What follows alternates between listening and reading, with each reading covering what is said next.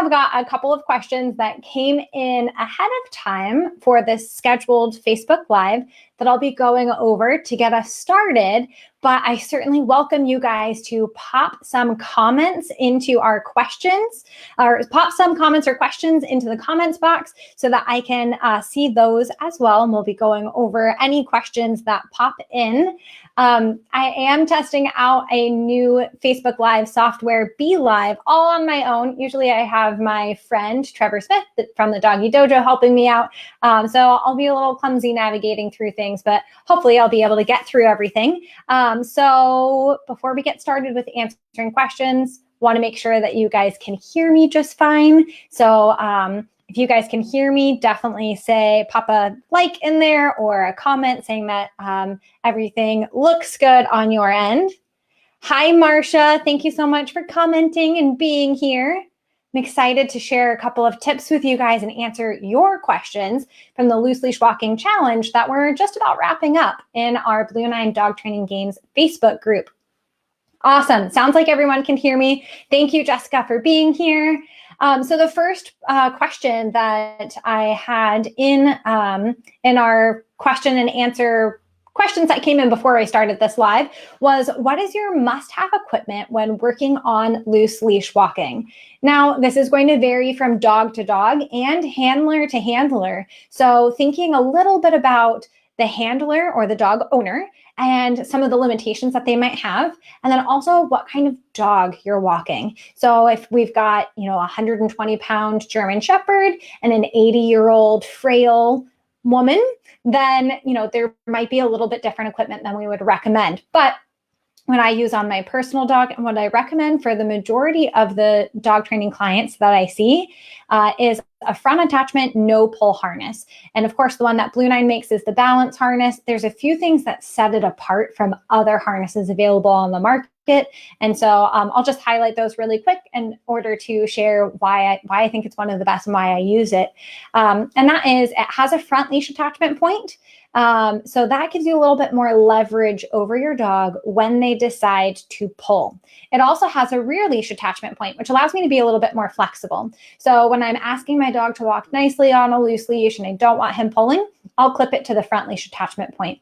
But when I take him for a hike and I want him to pull, or it's okay if he's, in front of me quite a bit when we're walking, then I'll clip it to the back leash attachment point, and that allows him to have a little bit more, freedom. Now, the other thing that I really like about it as well is that the neck loop on the harness, it has a Y-shaped design. What that means is that it's not going to cause any restriction of the gait. So when you're picking out a front attachment or a no-pull harness, you want to make sure that it doesn't have any straps that cut across the shoulders, because that's going to block free range of motion. All right, so we've got harnesses covered. What else I look for in my equipment is I want to make sure I'm using a fixed length leash. I want something that, I can stop my dog with if I need to. And if he pulls, he doesn't get, further and further away from me. So if you think of like the flexible length leashes or the ones where, if the dog pulls, then they get to go further.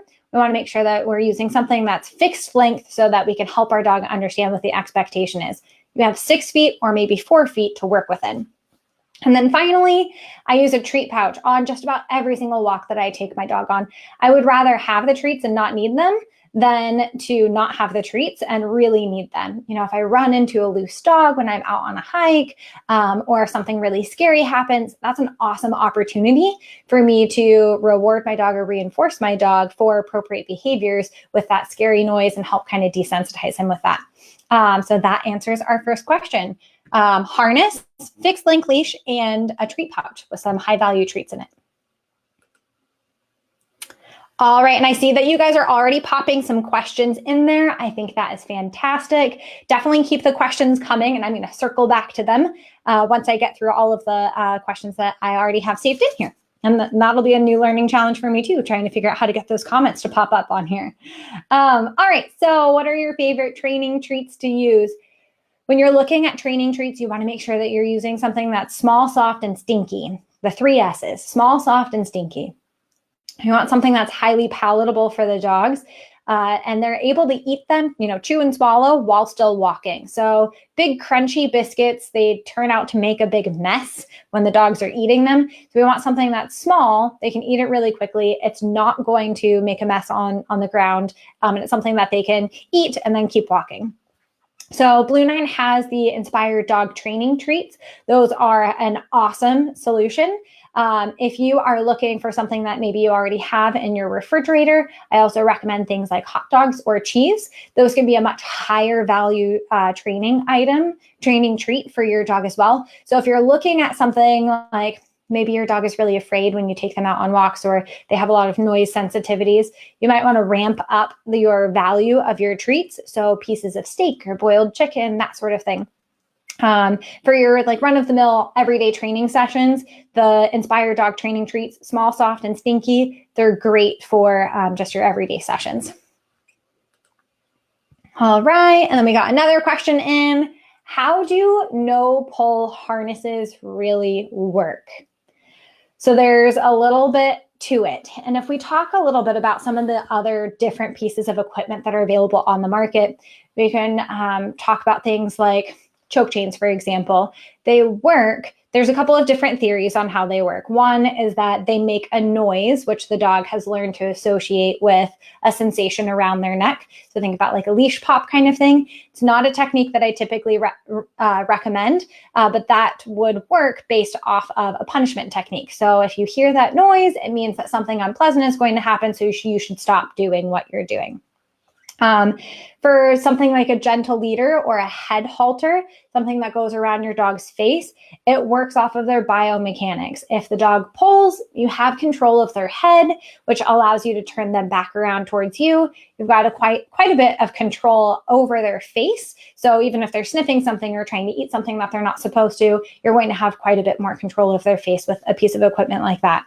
But to answer the question about how no-pull harnesses really work, what it does is it gives you a little bit more leverage over the dog. So what happens is there's a ring on their chest, and when the dog pulls or leans into that, the leash is going off to one side. Okay, so as your dog pulls into this, they're going to be gently turned around back towards the handler, and that is when you have to do something. So once you've got your dog turning back around towards you, hopefully you're able to get a little bit more eye contact from them or remind them of what behavior they're supposed to be doing. Like, hey, you should be next to my side instead of pulling out in front of me. So what that no-pull harness does is it really does not train the dog not to pull. That is still 100% the human's job, or the handler's job, is to train the dog what we want them to do instead of pulling. So when your dog pulls into that front leash attachment harness, the balance harness is going to gently turn them back around towards the handler. That's your opportunity to get your dog focused back on you and ask them to do the behavior that you want them to do instead, which is walk nicely next to you. Now, remember, loose leash walking is one of the hardest behaviors to teach your dog. Unlike teaching our dogs how to sit and lie down, those are behaviors that even wild wolves do. They sit, they lay down, they perform those behaviors. Same thing with our dogs. When they sit and lay down and when we teach them that behavior, we're simply attaching a cue to a behavior that the dog already knows how to do. Whereas when we're teaching loose leash walking, we're teaching them this really arbitrary concept. They have to walk at the same pace as us. They need to turn when we turn. And they need to maintain some amount of distance away from us. And the more that we change that, the more difficult this concept is for them to learn. So that distance, if you have a 4-foot leash, maybe they need to be within 3.5 feet of you in order for that leash to still be loose. If you have a 6-foot leash, it's probably 5.5 feet. They have to be within that bubble in order for the leash to still be loose. So these are all really arbitrary concepts. So when we're working on teaching loose leash walking, we want to make sure that we're reinforcing them for little teeny tiny baby steps towards the final goal, being able to take a couple mile walk with our dogs without any treats. But you have to actually teach them the behavior. It's a whole new concept for them. All right, I've got a couple of questions popping in. Thank you guys for the questions that you're posting down there. I've got 2 more that I'm going to get to on here before I go into our customer questions and comments during this live stream. So you've got plenty of time to pop in a couple more questions. I'll make sure that I get to everything that's here before we're done.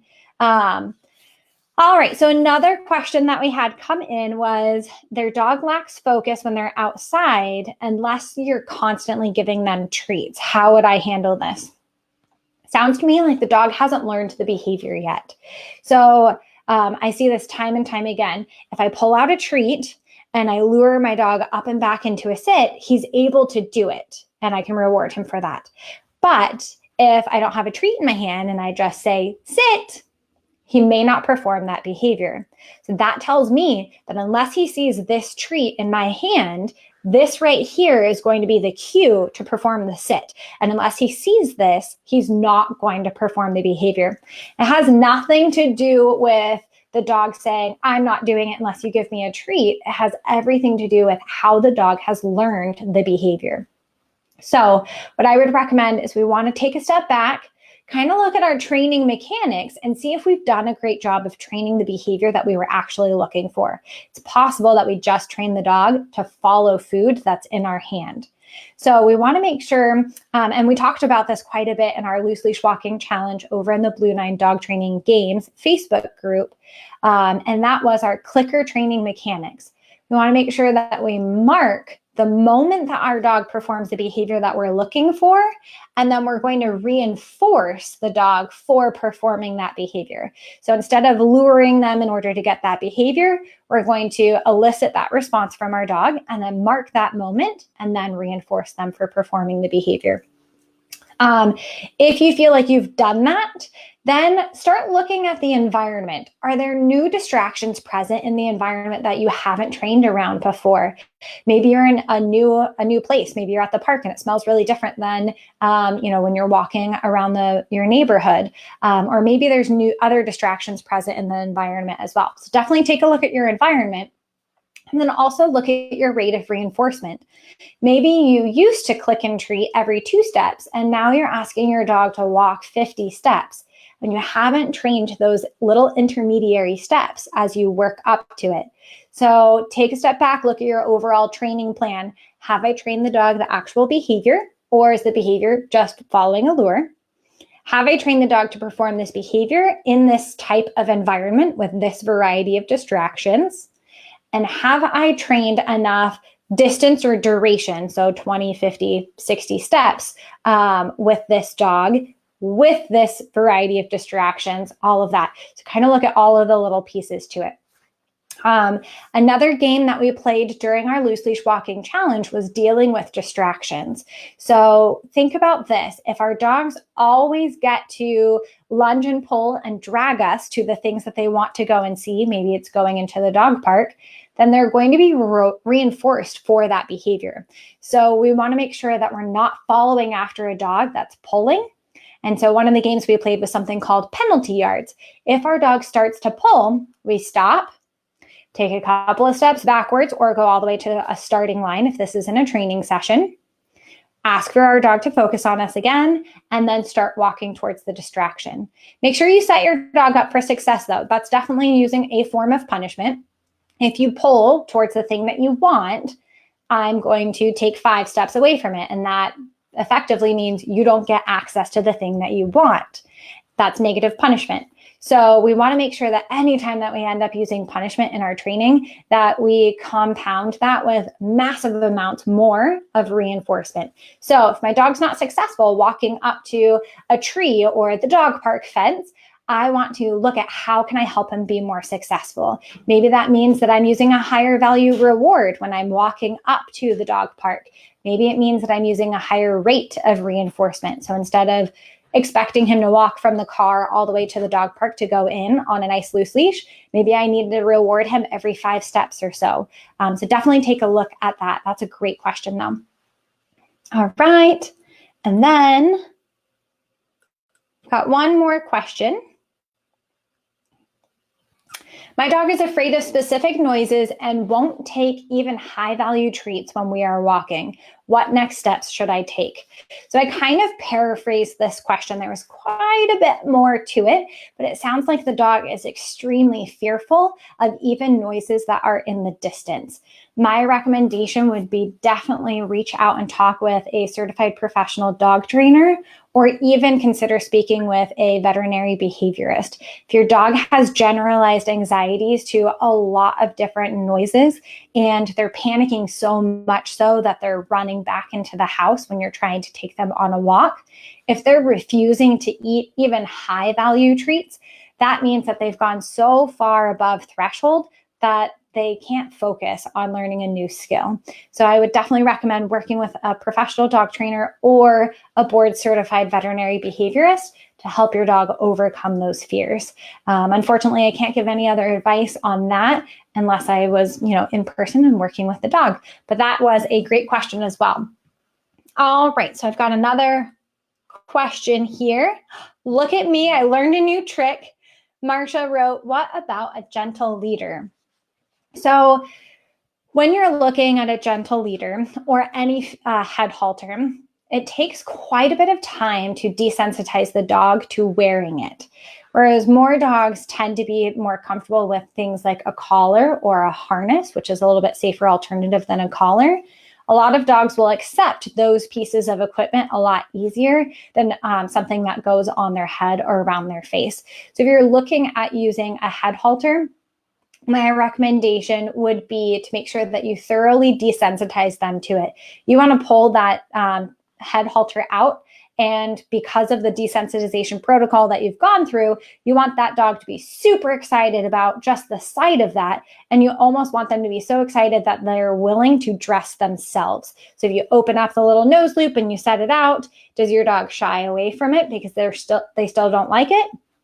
Or do they shove their muzzle through it because they understand and are comfortable with that piece of equipment? Excuse me.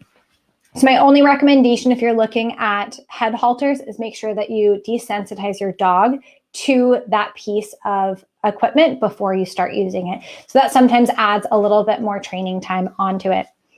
Awesome. Well, I think I am going to wrap this up. We had a handful of great questions on here, which I appreciate everyone sharing. Very excited to offer you guys this question and answer anytime that you are interested in learning more. Feel free to pop us an email or comment on any of our posts on Facebook. If you're looking for something new to do with your dog, or if you're worried about training your dog loose leash walking, we do have a whole unit dedicated to loose leash walking training games in the Blue 9 Dog Training Games Facebook group. So if you're not already a part of that Facebook group, definitely head on over there and request to join. Once you're in there, you'll see that we have 3 different units as of this air date. We have one on how to train your dog not to jump up on guests at the front door. We also have one on a wide variety of different training exercises you can do with a climb, such as teaching come when called, and a couple of other impulse control games are in that. And then, of course, as I mentioned, there is the loose leash walking challenge that is in there as well. So definitely pop on over there. It's a wonderful, supportive community with a bunch of like-minded individuals that are all trying to help other people, other dog owners, be successful with their dogs and build the bond. So thank you, everyone, for joining us for this Facebook Live. We'll see you soon.